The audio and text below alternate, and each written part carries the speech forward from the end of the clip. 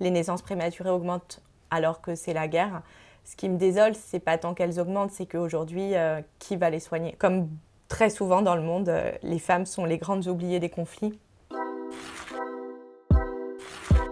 Une étude a montré le recul de 6% de la prématurité avec le confinement, car les femmes enceintes étaient majoritairement chez elles beaucoup plus tôt dans la grossesse. Tirons-en comme leçon d'arrêter plus tôt celles qui en ont besoin. Il y a plein de choses que soulève ce tweet. Et non, la prématurité n'est pas seulement liée à la mère. Ce n'est pas la mère qui a mal fait, pas fait ou qui aurait dû faire mieux. Et je pense qu'il va falloir très vite qu'on s'enlève aussi, nous, en tant que femmes, cette culpabilité. C'est pas parce qu'on porte l'enfant qu'on est responsable de ce qui peut lui arriver. Il y a 1000 causes à la prématurité et il y a surtout une cause qui est celle où on ne sait pas.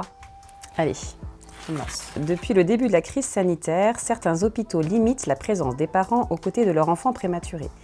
Des mesures restrictives qui pèsent sur la santé des parents et des enfants. Moi, en tant que néonatologue, c'est inconcevable en fait de se dire que la Covid doit séparer parents et enfants. Oui, on fait des tests antigéniques, oui, on fait confiance aussi aux gens de pouvoir nous dire, bah voilà, si vous êtes malade, bah oui, allez vous faire tester avant de venir à l'hôpital, quoi. Mais en aucun cas, la peur doit prendre le dessus et amener une séparation comme ça, juste par peur en fait. Il faut juste maîtriser les risques. Et ce que je peux ajouter en fait, c'est que la présence des parents, c'est pas une option. Les parents sont des partenaires de soins. Encore hier, dans mon service, un enfant qui avait besoin beaucoup d'oxygène. Et on se disait entre équipes soignantes, il faut surtout pas trop toucher à cet enfant, nous, par nos soins, pour ne pas déstabiliser l'enfant. Et je me tournais les parents en disant, mais ça ne vous concerne absolument pas, parce que vous, lorsque vous mettez ne serait-ce que vos mains sur votre enfant et que vous lui parlez avec votre voix douce, que votre enfant connaît, l'enfant baissait ses besoins d'oxygène, mais de 30 points. Aurore, je suis un enfant prématuré. J'en ai gardé comme séquelle d'arriver à l'avance en toute occasion. Moi, je dis souvent à ma fille qui a 10 ans aujourd'hui qu'elle lâche rien. Et je lui dis souvent, c'est parce que tu as été prématurée. Évidemment que c'est pas lié à ça, mais en tout cas, c'est mes souvenirs de cet enfant qui s'agrippait à la vie dans la couveuse. Et donc, je pense que voilà, on peut aussi se réapproprier son histoire et pas juste se dire que c'est une histoire triste. Alors, le saviez-vous?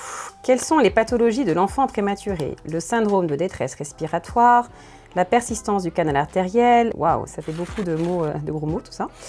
Je suis contente que ce soit un médecin qui ait tiré ça. Parce que là, c'était parfait. Les complications qu'on évoque là, elles sont évidemment beaucoup plus fréquentes quand on est grand prématuré. Il y a un moyen simple pour toute maman qui allaite de sauver la vie d'enfant. De sauver la vie d'enfant prématuré, c'est de donner son lait. Un enfant prématuré ne peut pas supporter en fait le lait artificiel. C'est pas du tout fait pour lui et c'est potentiellement source de complications en fait graves qu'on appelle l'entérocolite. Et donc quand on accouche prématurément, bah il n'y a pas de mystère, hein, le lait quand on veut allaiter, bah ça met quand même un certain temps pour arriver. Et ce lait maternel vient effectivement de dons en fait de femmes. Actuellement, il y a une pénurie en fait de lait maternel. J'ai eu 3 enfants prématurés, donc je sais vraiment que je dois la vie de mes enfants à ces femmes aussi. Et ce n'est pas juste aux médecins, c'est pas juste aux puéricultrices, c'est pas juste à mon amour. Donc c'est un tweet de BBC News qui dit que les docteurs observent malheureusement une augmentation des naissances prématurées dans certaines régions d'Ukraine.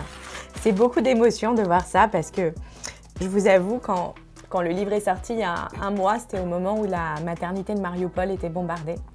Et j'ai cette image assez dingue de puéricultrices avec des bébés en très grosse insuffisance respiratoire qui sont réfugiés au sous-sol de l'hôpital. Et elles essayent tant bien que mal de vraiment faire leur job. Cette image, elle m'a traumatisée parce que, en fait, pour l'avoir vécu et pour savoir à quel point c'est déjà hard quand tout va bien, ces bébés quasiment à même le sol, tout petits avec ces puéricultrices qui géraient, c'était une image que je trouvais très dure. Et en effet, quand la BBC a annoncé là que la prématurité augmentait, une des causes de la prématurité, c'est pas la seule, c'est le stress. Donc je suis pas du tout étonnée, malheureusement, que les naissances prématurées augmentent alors que c'est la guerre. Ce qui me désole, c'est pas tant qu'elles augmentent, c'est qu'aujourd'hui, qui va les soigner? Comme très souvent dans le monde, les femmes sont les grandes oubliées des conflits. Adria Taquet. En un an, 3868 pères et conjoints ont pu prendre un congé paternité allongé à 30 jours pour veiller sur leur enfant prématuré ou hospitalisé à la naissance. La mesure bénéficiera aux fonctionnaires dès cet automne. Alors oui, c'est un grand progrès quand même de pouvoir donner au papa cette possibilité d'être présent à la naissance, dans les jours qui suivent la naissance, au retour à la maison aussi. C'est presque même insuffisant, encore 30 jours. Le congé maternité qui démarre au moment où l'enfant devait naître et non pas au moment où l'enfant est né, c'est quelque chose qui est très récent. C'est-à-dire qu'avant, en fait, votre enfant était né, peu importe qu'il soit hospitalisé ou pas, vous aviez votre congé maternité qui courait et donc vous pouviez vous retrouver à retourner travailler alors que l'enfant était toujours hospitalisé. Donc un traumatisme incroyable. Une naissance prématurée, c'est une naissance qui est traumatisante à la fois pour la maman qui porte l'enfant, mais aussi pour le deuxième parent, qu'il soit père ou mère. Et donc il est essentiel que cette personne ait autant de place à la fois pour passer du temps avec cet enfant, se l'approprier, pouvoir faire des pot à pot. Avec mon frère jumeau, nous étions séparés de notre maman parce qu'à l'époque, on ne connaissait pas les vertus du pot à pot. Et donc, il vient d'une sportive qui est la marraine en fait, de l'association SOS Préma, qui est une judoka. Et en fait, Clarisse, elle a gagné une médaille aux derniers Jeux Olympiques et elle a dédié cette médaille aux prématurés en disant bah, vous voyez, même en étant prématuré, on peut gagner les Jeux Olympiques. Et donc voilà, donc ça me permet de parler de ce livre que j'ai écrit qui justement porte ce titre, Pot à pot. Et pour moi, ce titre, il était évident parce qu'en fait, le pot à pot, c'est un moment qui est magnifique. C'est un moment où tout d'un coup, sur votre poitrine dénudée, l'enfant, tout en étant branché, va pouvoir être posé contre vous. Donc vous pouvez prendre un enfant qui va pas très bien, vous le posez contre vous, hein, c'est de l'ordre de la magie, hein, je vous promets.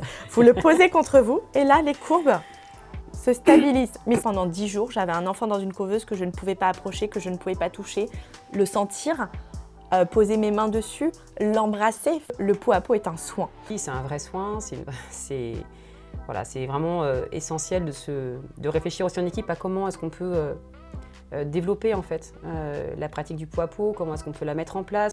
Au revoir, mademoiselle.